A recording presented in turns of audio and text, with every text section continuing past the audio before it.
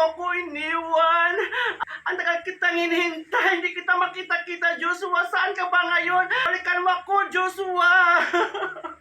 Alam mo kung anong ginawa mo sa akin. Iniwan mo ako pagkatapos ng lahat. Ano, Diyos, aking mga amiga, hayan!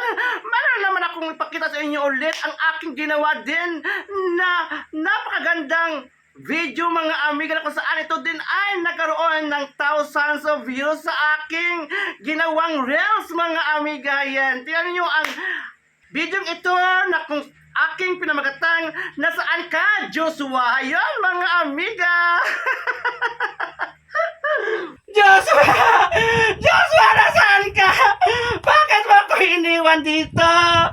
Puntahan mo ako dito sa puno, sa may bukid, kung saan mo ako unang nakita at nakilala, Joshua.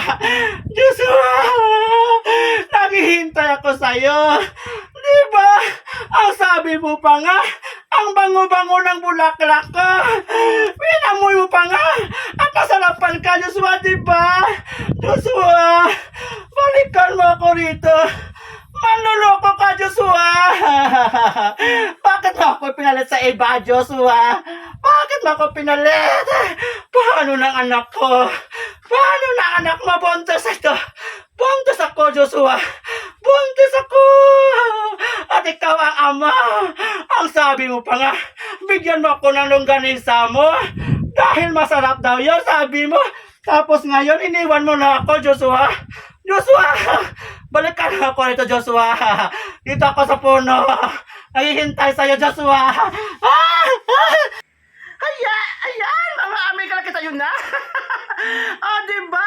Alam ko kayo ay natuwa din at nasiyahan sa aking ginawa. Ang importante, nakita ninyo kung ano ang aking pinakita talaga sa inyo, mga amiga. Diba? Ayan!